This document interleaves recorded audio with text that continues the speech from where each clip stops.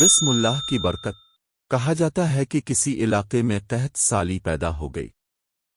اس قحط سالی کی لپیٹ میں نہ صرف انسان بلکہ چرند و پرند سب اس کا شکار ہو گئے۔ مویشی مالکان بے حد پریشان تھے۔ اس دوران ایک مسجد کے مولوی نے جمعہ کے خطبے میں نہایت یقین کے ساتھ یہ بات بتائی کہ اللہ کا نام لے کر یعنی بسم اللہ پڑھ کر دریا کو حکم دیا جائے تو وہ بھی نافرمانی نہیں کرتا۔ خطبہ سننے والوں میں ایک چرواہا بھی موجود تھا۔ مولوی کی یہ بات اس کے دل میں اتر گئی اور اس بات پر اس کا یقین کامل ہو گیا۔ اس نے واپس آ کر اپنی بکریاں کھولیں اور سیدھا دریا پر چلا گیا۔ اونچی آواز سے بسم اللہ الرحمن الرحیم پڑھا اور دریا کو کہا وہ اپنی بکریاں چروانے کے لیے دوسرے پار جانا چاہتا ہے، اور اسے کہا کہ مجھے اپنے اوپر سے گزرنے دے۔ یہ کہہ کر اس نے اپنی بکریوں کو لیا اور دریا پر چلتا ہوا دریا پار کر گیا۔ دریا کے دوسری طرف کا علاقہ گھاس سے بھرا پڑا ہوا، درختوں کے پتے بھی سلامت تھے، کیونکہ کسی کو یہاں تک آنے کی رسائی نہیں تھی۔ اس نے خوب اچھی طرح اپنی بکریوں کو سیر کروایا اور واپس لوٹ آیا۔ پھر یہ اس کا معمول بن گیا کہ وہ بکریاں پار چھوڑ کر واپس آ جاتا اور شام کو جا کر بکریاں واپس لے آتا۔ اس کی بکریوں کا وزن دگنا چوگنا ہو گیا۔ لوگ چونک گئے اور اس سے پوچھا کہ وہ اپنی بکریوں کو کیا کھلاتا ہے۔ وہ سیدھا سادھا اور صاف دل نوجوان تھا۔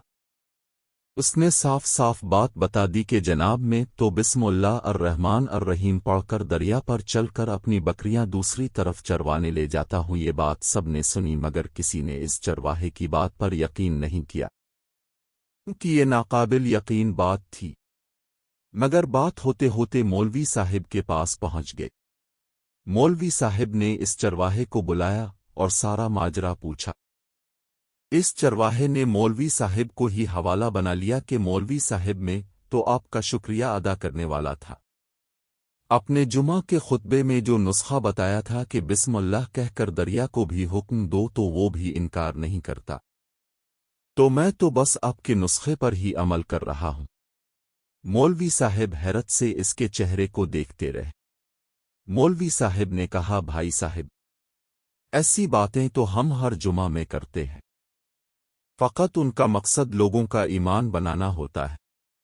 مگر بکریوں والا ڈٹا رہا کہ میں تو بس بسم اللہ کہہ کر پانی پر چلتا ہوں اور بکریوں سمیت پانی پار چلا جاتا ہوں۔ آخر کار مولوی صاحب نے صبح خود یہ تجربہ کرنے کی ٹھانی، جسے دیکھنے چرواہے سمیت پورا علاقہ بھی آ گیا۔ مجمع زیادہ تھا۔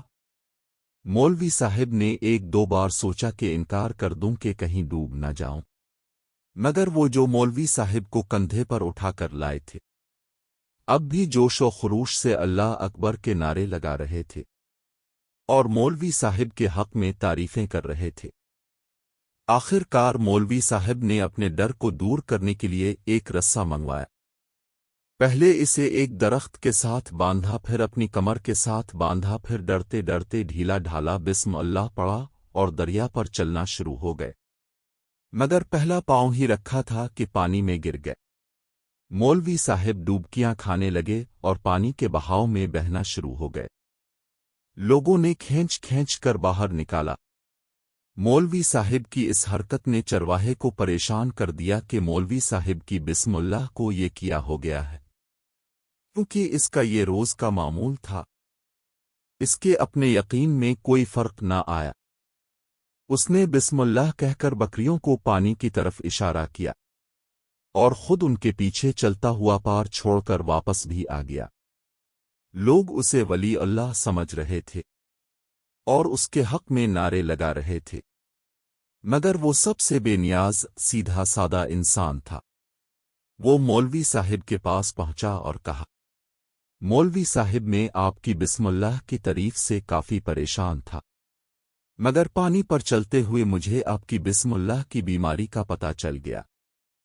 اس چرواہے نے درخت سے بندھی رسی کی طرف اشارہ کیا اور کہا، مولوی صاحب یہ ہے آپ کی بسم اللہ کی بیماری، آپ کی بسم اللہ کی برکت کو یہ رسہ کھا گیا۔